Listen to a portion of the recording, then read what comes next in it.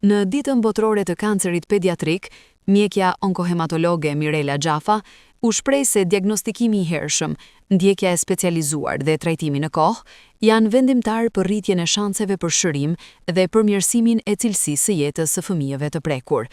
Gjafa apeloi për rritjen e vëmendjes ndaj çdo shenje apo simptome të referuar nga fëmijët, duke theksuar rëndësinë e reagimit të menjëhershëm nga prindrit dhe profesionistët e shëndetit. Sigurisht që s'mjafton kjo ditë, madje nuk mjafton as muaji shtator, që është muaji i ndërgjegjësimit kundër kancerit pediatrik. Ndërkohë që ne këtu aktualisht luftojmë çdo ditë, çdo orë me këto patologji.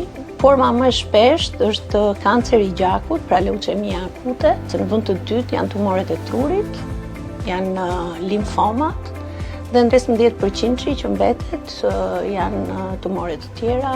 Në disa raste mund të ndodhë që të jenë shenja të përgjithshme. Prandaj themi vlerësimi në kohë, jo vetëm të shkojë të paraqitet kur ka simptoma, por edhe në vizitat rutinë, ato vizitat pediatrike që nuk duhen neglizhuar. Me idenë që jemi para një viroze, përpara një infeksioni, dhe ndërkohë kur vjen e paraqitet pastaj tek ne, sëmundja ka avancuar, më përveç temperaturës, në zbeje, lodhje, bark i fryrë, flasim këtu për rritjen e mëlçisë, të shpretkës, apo gjëndrave limfatike, tek mjeku pediatër i bazës dhe direkt pastaj të vi tek mjeku specialist.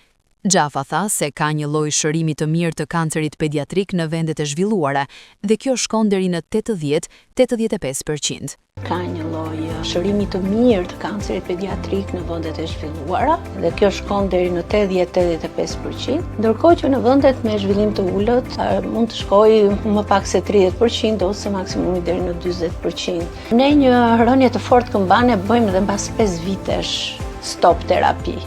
Do me thënë, ne mjekojmë 1, 2 vjet, 6 muaj, varet nga stadi i patologjisë dhe pastaj ndjekim dhe 5 vite të tjera stop terapi. Unë tani kam rastin e një djalin që ka 4 vite stop terapi dhe qoftë skaneri, qoftë analizat ishin më të mirën e mundshme.